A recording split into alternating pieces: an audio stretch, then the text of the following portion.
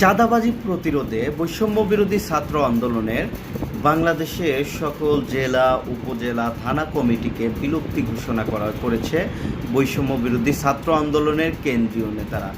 শুধু কেন্দ্র বাদে বাকি যত কমিটি আছে সব কমিটি বিলুপ্তি ঘোষণা করেছে। এটা কেন করা হয়েছে? গতকালকে যে চাঁদাবাজির ঘটনাটি ঘটেছে গুলশানে, এতদিন আমরা শুনতে পেতাম চাঁদা তোলে পল্টনে, ভাগ যায় লন্ডনে। এখন দেখছি চাঁদা তোলে গুলশানে, ভাগ যায় রূপায়ণে। এই রকম স্লোগানও আসছে। এনসিপিকে মেন করে এই কথাগুলো বলা হয়েছে। আসলে এনসিপি বা বৈষম্য বিরোধী ছাত্র আন্দোলন বা গণতান্ত্রিক ছাত্র সংসদ এরা আসলে এই চাঁদাবাজির ঘটনায় কতটা জড়িত, কেনই বা তাদের নাম বারবার আসছে। এখন এই বিষয়টি গতকালকে আমরা দেখেছি গুলশানে আব্দুর রাজ্জাক নামে একজন সমন্বয়ক পরিচয় দিয়ে 1 কোটি টাকা চাঁদা দাবি করে। বেশি না, 1 কোটি টাকা। মানে এখন টাকা চাঁদার পরিমাণ হিসাব করতে গেলে 1 কোটি টাকাকেও সামান্য বলতে হচ্ছে। মানে এরা কোন পর্যায়ে, এলিট পর্যায়ে এই চাঁদাবাজিটাকে নিয়ে গেছে। এখন এই চাঁদাবাজি কি শুধু কমিটি বিলুপ্ত করলেই শেষ হয়ে যাবে?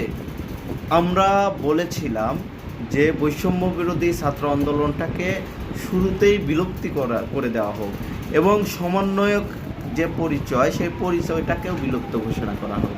কিন্তু এই যে গুটি কয়েক সমন্বয়ক নামধারী এরা নিজেদের সুবিধার্থে এই বৈষম্য বিরোধী ছাত্র আন্দোলনের যে প্ল্যাটফর্মটাকে সেটাকে ব্যবহার করা শুরু করলো। আসলে এই ব্যবহারের মাধ্যমে তারা কি করেছে? তারা আরও চাঁদাবাজির কারখানা উৎপাদন করেছে। আপনারা দেখেন, বৈষম্য বিরোধী ছাত্র আন্দোলনের কেন্দ্রীয় কমিটি বাদে সবাইকে বিলুপ্তি করে দেওয়া হলো। মানে সারা বাংলাদেশের কেউ চাঁদাবাজি করবে না, চাঁদাবাজি করবে শুধু কেন্দ্রীয় কমিটির ওইগুলো।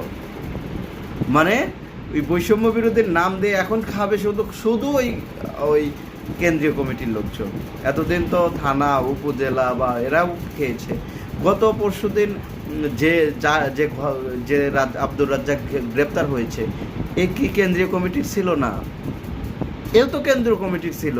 তাহলে আপনি সেই কেন্দ্রীয় কমিটিকে তো রেখে দিলেন, কিন্তু বিলুপ্তি ঘোষণা করে দেওয়া হলো কি জেলা উপজেলা কমিটি। ভাই, এইরকম নাটকবাজি যদি বন্ধ না হয় বাংলাদেশের ভবিষ্যৎ খুব একটা ভালো হবে না।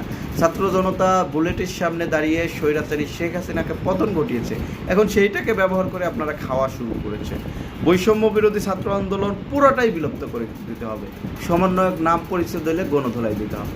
সবাই ভালো থাকবেন। আসসালাম।